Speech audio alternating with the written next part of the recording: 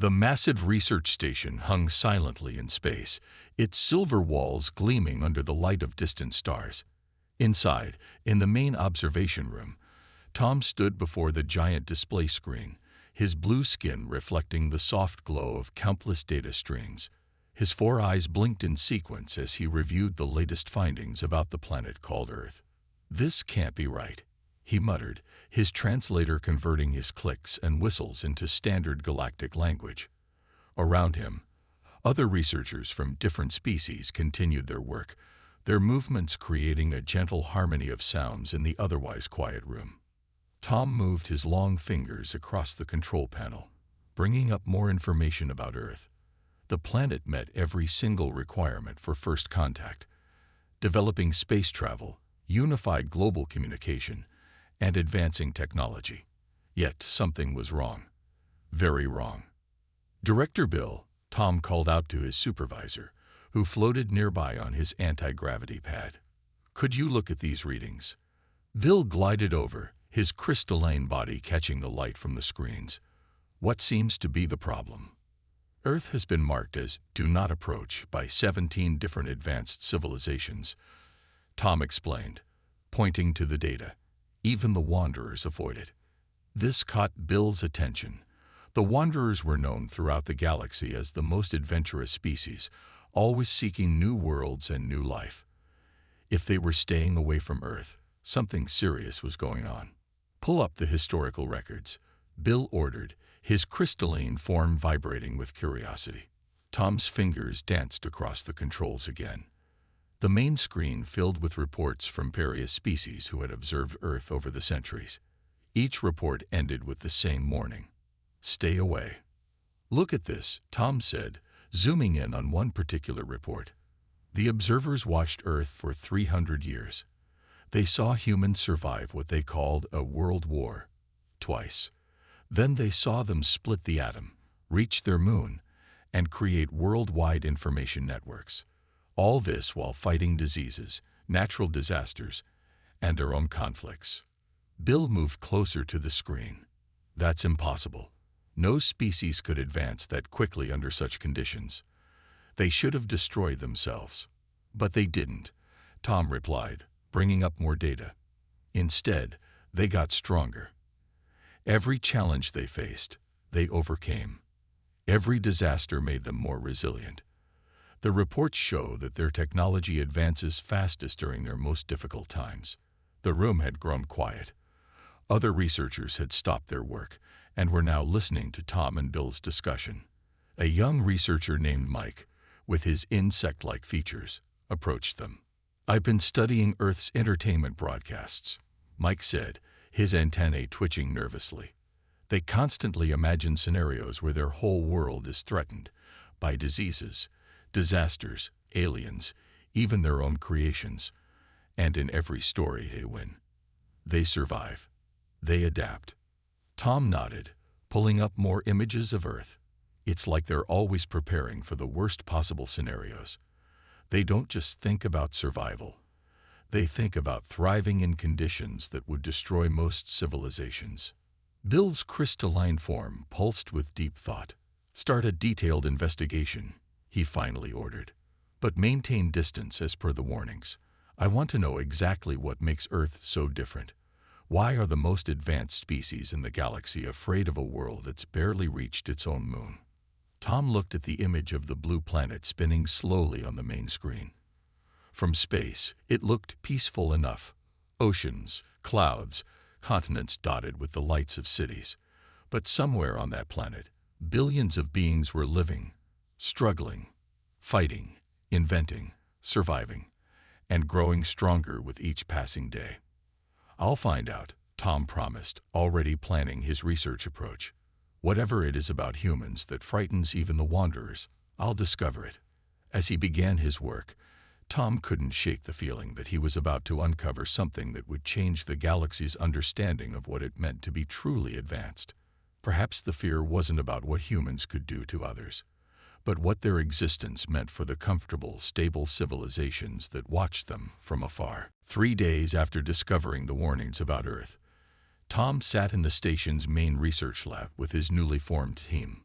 Mike, the insect-like junior researcher, was there, along with Pat, a cloud-form data analyst who floated gently above her chair, and Rob, a reptilian expert in biological studies. "Look at this," Tom said, projecting a hologram in the center of the room. "These are recordings from Earth's polar regions." The team watched as humans walked across frozen landscapes, built structures in bitter cold, and even swam in icy waters. Pat's gaseous form swirled in confusion. "The temperature there is well below survival range," she noted, her voice coming from everywhere and nowhere at once. "Yet they're not just surviving. They're playing in it." Rob's scales shifted color as he brought up another set of images. "It gets stranger. Here are humans in their desert regions." The hologram changed to show people running across burning sands, building cities in the middle of wastelands, and racing vehicles through scorching heat.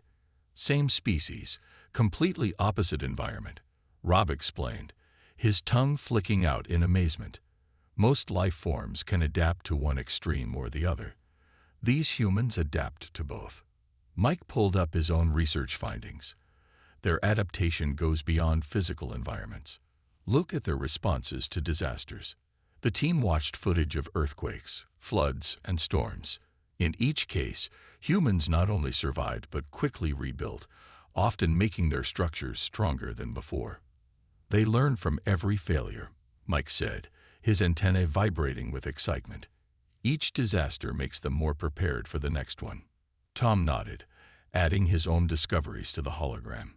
"But here's what really caught my attention. These are stress readings from human bodies during crisis situations. The data showed spikes of chemicals and electrical signals in human brains and bodies." Pat moved closer to the readings, her cloudy form condensing with concentration. "This can't be right," she said. "These chemical combinations should be fatal. The stress alone should shut down their systems." "That's just it," Tom replied. "Instead of shutting down, they get stronger. Their bodies release something they call adrenaline.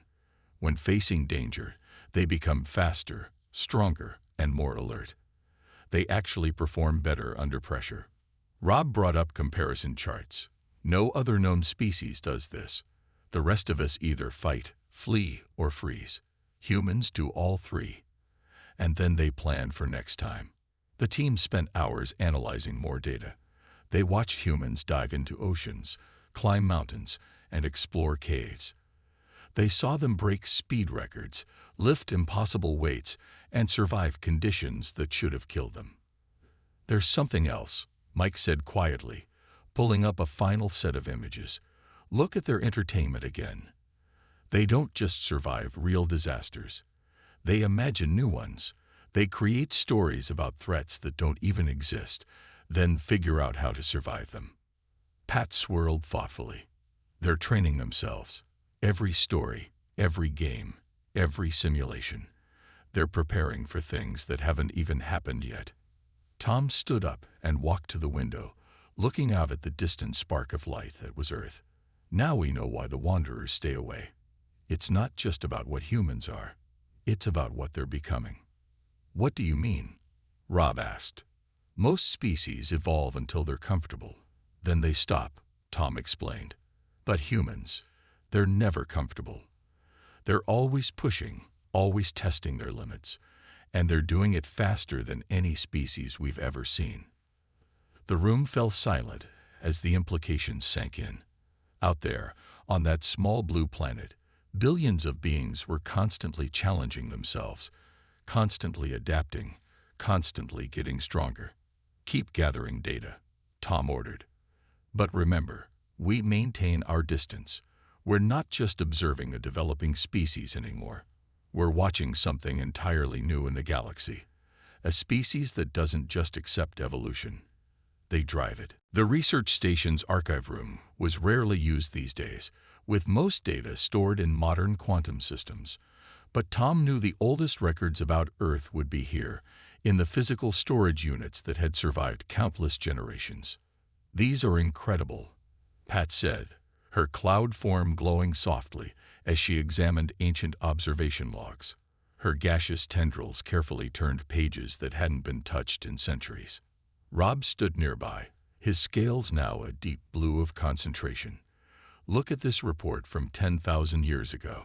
Humans had just survived what they called an ice age. Most of the planet was frozen. They should have died out. Mike clicked, his insect mandibles moving rapidly as he read. But instead they made tools, discovered fire, and spread across the world. Tom pulled up a holographic timeline in the center of the room. It showed Earth's history as recorded by various alien observers. The image was filled with disasters, each one seemingly worse than the last. Here, Tom pointed to a particular period. A massive plague killed half their population. The observers thought it was the end of their species. But it wasn't. Pat swirled excitedly. Look at what happened next. They developed medicine. They learned about diseases. They turned a disaster into a stepping stone for their science. Rob's scales flickered with different colors as he added more data to the timeline. They'd survived everything. Volcanic eruptions that blocked their sun, earthquakes that destroyed their cities, floods that drowned their lands. And each time, Mike noted, his antennae twitching, they came back stronger. Tom zoomed in on more recent history. See this pattern. Other species take thousands of years to adapt to new environments.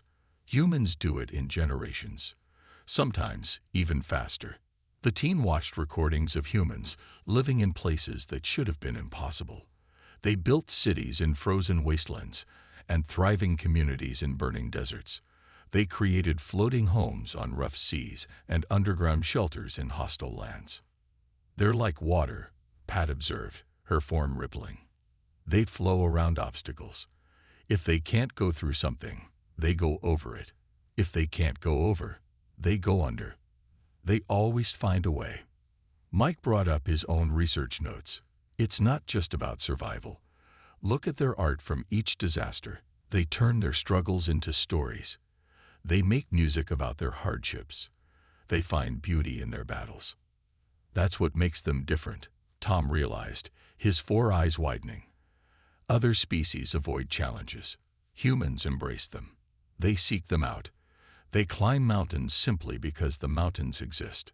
Rob pulled up population charts. Their numbers should have dropped after each disaster. But look, they keep growing. It's like the harder things get, the stronger they become. The team fell silent as they studied a final set of images. They showed humans exploring deep oceans, launching into space, and splitting atoms. Each achievement had come shortly after what should have been a civilization-ending disaster. Now I understand the warnings, Tom said quietly. The advanced species aren't afraid of human weapons or technology. They're afraid of human potential. What do you mean? Mike asked. Think about it, Tom explained. Most species develop slowly, carefully, avoiding risks. But humans, they leap into the unknown. They try impossible things, and somehow they make the impossible possible. Pat's form condensed with concern. If they're advancing this quickly during their struggles. Exactly, Tom nodded. What will they become when they reach the stars? When they meet other species? When they face new challenges we can't even imagine? The ancient archive room felt suddenly small as the team considered the implications. The beings on that distant blue planet weren't just survivors. They were pioneers of possibility, constantly pushing the boundaries of what their species could achieve. And they were getting closer to the stars every day. The morning cycle was just beginning on the research station when Tom made the breakthrough. He burst into the team's meeting room, his blue skin almost white with excitement. I found it, he announced to his teammates. The thing that makes humans different, it's not their bodies. It's their minds. Pat floated up from her resting spot, her cloudy form becoming more solid with interest. Rob looked up from his data pad, his scales shifting to an alert yellow, while Mike paused his work at the analysis station. Look at this, Tom said, activating the room's main display. These are brain scans from different species facing extreme challenges. The screen filled with colorful images showing brain activity. Each species showed clear patterns: fear, retreat, aggression. But the human brains were different. They lit up like festivals of light, with dozens of areas active at once. Most species have simple responses to danger, Tom explained. Fight or run. But humans? They do both, and more. They think, plan, and create, all while under threat. Rob moved closer to the display, his reptilian eyes narrowing. Show us the emotional responses. Tom brought up new data. That's the really interesting part. When other species feel fear, they stop thinking clearly. But humans, fear makes them more creative, more innovative. Like their stories about monsters, Mike chittered, his antennae moving excitedly. They don't just fear them, they imagine how to beat them. Pat swirled thoughtfully around the display. What about their social responses? Most species become less cooperative under stress. Tom smiled, showing his data crystals. Exactly the opposite with humans. The bigger the threat, the more they work together. Look at this. He showed footage of natural disasters. While the team had seen it before, now they watched with new understanding. Humans rushing into danger to help strangers. Communities coming together to rebuild. People sharing resources instead of fighting over them. But here's the most amazing part, Tom said, bringing up a final set of readings. Their brains actually get stronger from stress. Every challenge they survive literally makes them better at surviving the next one. The team was quiet for a moment, processing this information. Then Rob spoke, his voice low and thoughtful. So when we thought their constant struggles were a weakness, they were actually getting stronger, Tom finished. Every disaster, every hardship, every challenge, it's all been training. For thousands of years, they'd been unconsciously preparing themselves for something bigger. Mike moved to his own console and pulled up the latest Earth observations. They're starting to look at the stars more seriously now. Their space programs are advancing faster than predicted. And they're bringing all that accumulated strength and creativity with them, Pat added, her form rippling with concern. Tom nodded, bringing up a galaxy map. Think about it. Most species out here, he gestured at the countless stars, they developed in safe, stable environments. They advanced slowly, carefully, avoiding risks. But humans, Rob said, his scales now a deep purple of realization, they developed on a planet that tried to kill them every day. They had to become strong just to survive. And now they're coming to the stars. Mike clicked softly. Not as victims who barely survived their harsh world, but as warriors who conquered it, Tom finished. Every plague made their medicine stronger. Every natural disaster improved their engineering. Every war pushed their technology forward. The team looked out the observation window at the distant Earth, seeing it with new eyes. That small blue planet wasn't a dangerous world that had nearly destroyed its inhabitants. It was a training ground that had created something entirely new in the galaxy, a species that grew stronger from adversity. No wonder the advanced species stay away, Pat whispered. They're not just afraid of what humans are. They're afraid of what humans will become, Tom said. Because if they can achieve so much on one dangerous world. He left the thought unfinished, but they all understood. Humanity wasn't just reaching for the stars. They were bringing their entire history of overcoming the impossible with them. The emergency alarms on the research station blared without warning, their harsh sound breaking the usual quiet of the observation deck. Tom and his team rushed to their stations as Director Bill's crystalline form appeared in the doorway. The binary star system in Sector 7 is collapsing, Bill announced, his crystal body pulsing with urgent red light. Both stars are going unstable at once. Tom quickly pulled up the data on the main screen. The binary system was home to 3 inhabited worlds, with millions of lives at risk. The team watched in horror as energy readings from both stars spiked dangerously. The Galactic Council has declared it unsolvable, Bill continued. They're ordering an immediate evacuation of all 3 planets. But there's not enough time. Pat swirled anxiously, her cloudy form becoming agitated. Even with all our fastest ships, we can't evacuate millions of beings before those stars explode. Rob's scales had turned a pale gray of despair. The council scientists say there's no way to stabilize the stars. The physics are too complex, too unpredictable. Suddenly, Mike's antennae began vibrating rapidly. Wait, look at this. He brought up a new data stream on the screen. Earth's astronomers. They've noticed the star system too. The team watched as human observations of the binary system appeared on their displays. At first, the data was basic: light readings, energy measurements, standard astronomical observations. But then something changed. They've spotted the instability, Tom said, leaning closer to the screen. And look, they're not just watching it. They're trying to solve it, Pat finished, her form condensing with surprise.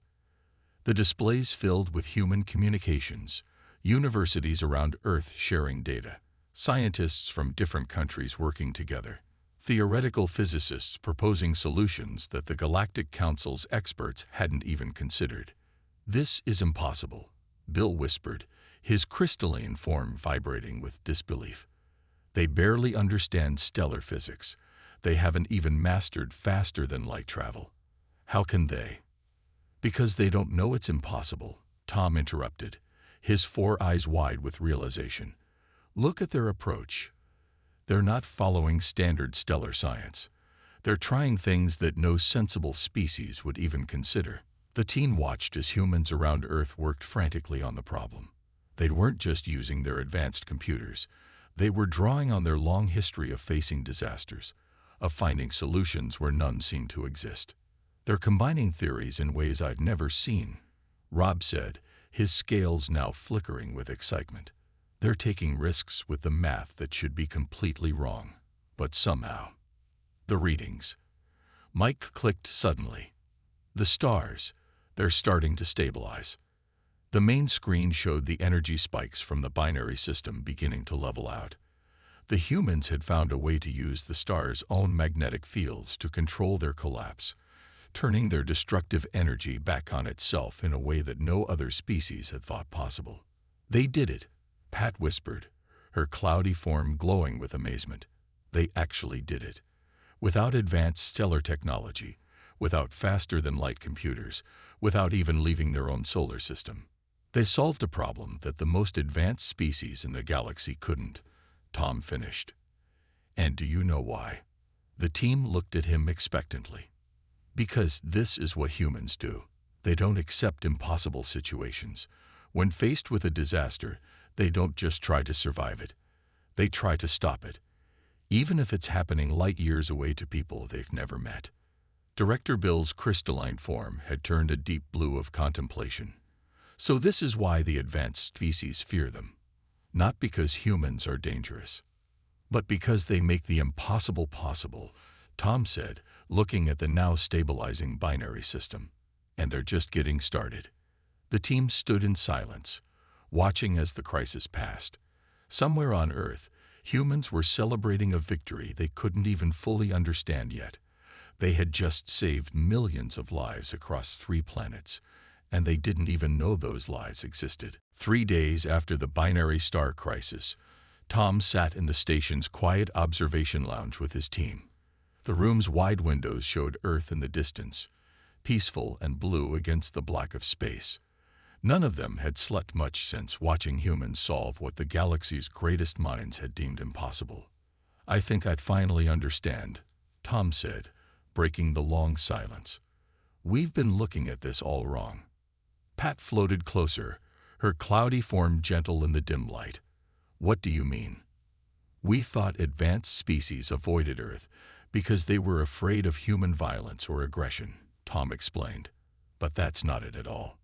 They're afraid of being left behind." Rob's scales shifted to a thoughtful green. "Because of how fast humans solve problems." "Not just that," Tom said, standing to face the window. "Look at their history again. In just a few hundred years, they went from horse-drawn carriages to spaceships, from simple medicines to curing diseases that killed millions, from basic counting tools to computers that can process unimaginable amounts of data. Mike pulled up a hologram showing human technological progress. And look at the timing, he clicked excitedly. Their biggest advances always come right after their worst problems. Exactly, Tom nodded. When other species face a crisis, they try to survive it. Humans try to solve it, not just for themselves, but for everyone who might face it in the future. Pat swirled thoughtfully, like what they did with the binary system. They didn't just find a temporary fix. They created an entirely new way of understanding stellar physics, Tom finished. And they did it in days, not decades. Rob brought up more data on the display. Their problem-solving method is completely different from ours. We look for safe, proven solutions. They try wild ideas, impossible combinations. Because they're not afraid to fail, Tom said. In fact, they expect to fail. They plan for it. Every failure teaches them something new, gives them another piece of the puzzle. The team watched recordings from Earth's recent history. Humans trying to fly, crashing, trying again. Building machines that didn't work, learning why, building better ones. Making mistakes that led to discoveries no one expected. But here's what really scares the advanced species, Tom continued. Humans don't just solve problems. They share their solutions. They make their knowledge free for anyone to use and improve. Mike's antennae twitched with sudden understanding. So when they reach the stars, they won't just bring their technology, Pat realized, her form brightening. They'll bring their way of thinking, their creativity, their ability to see solutions where others see only problems. And their speed, Rob added, his scales now a bright yellow of excitement. They solve in days what takes other species years. They try things we'd never dare to attempt. Tom turned back to his team. The advanced species aren't afraid of human weapons or human aggression. They're afraid of human potential. Because humans don't just advance, they accelerate. Each solution makes them better at finding the next one. And they never stop, Pat whispered. Even when they succeed, they immediately look for ways to improve. Now imagine, Tom said, gesturing at the stars, what happens when they bring that mindset to the galaxy? When they start solving problems that have stumped other species for millennia? When they start sharing their solutions, teaching others to think like they do? The team fell silent again, considering the implications. Through the window, Earth continued its peaceful spin, its people unaware that they had just demonstrated exactly why the galaxy's most advanced species kept their distance. They're not just problem solvers, Tom said softly. They're game changers, and they're about to change the biggest game of all. The future of galactic civilization itself. Director Bill had called an emergency meeting. The station's main conference room was filled with representatives from various research departments, all gathered to discuss one question. Should they maintain the do not approach warning for Earth? Tom stood before the assembled group, his blue skin slightly pale from lack of rest.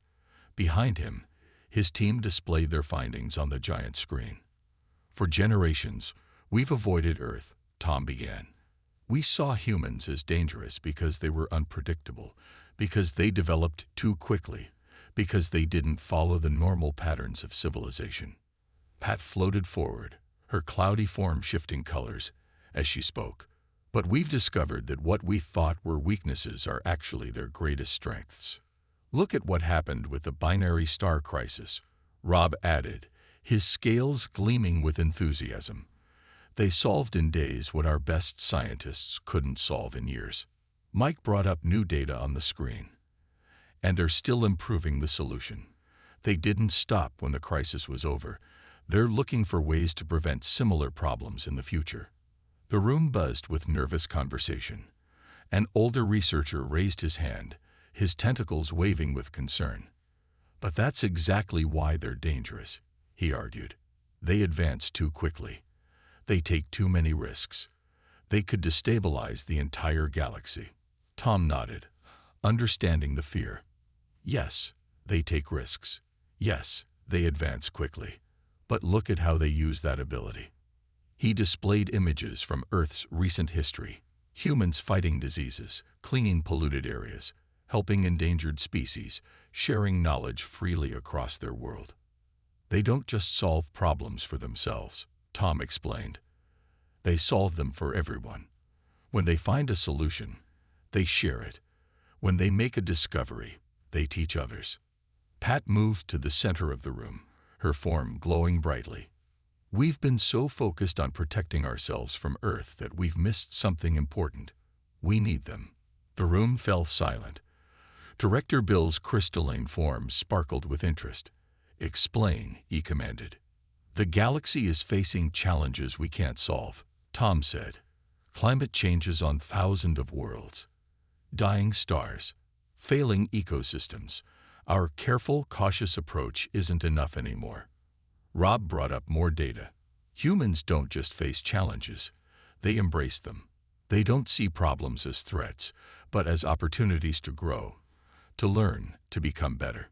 And most importantly, Mike added, his antennae moving excitedly, they'd never give up. When something seems impossible, they try harder. When normal solutions fail, they invent new ones. Tom looked around the room, meeting the eyes and sensing organs of each being present.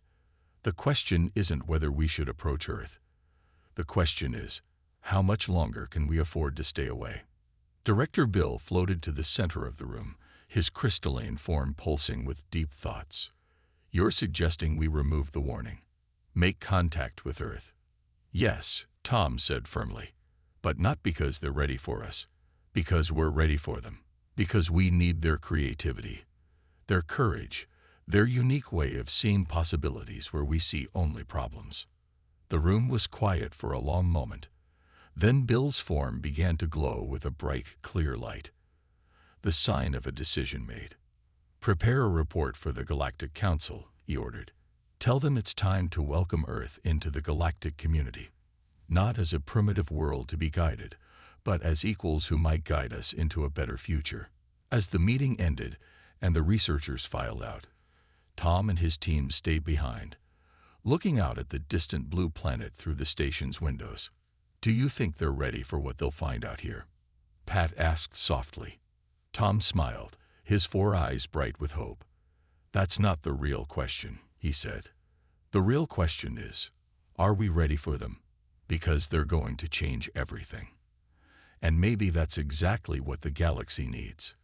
In the distance, Earth continued its eternal dance around its sun, its people still unaware that they had just been recognized not as a threat to be feared, but as the spark of change the galaxy had been waiting for.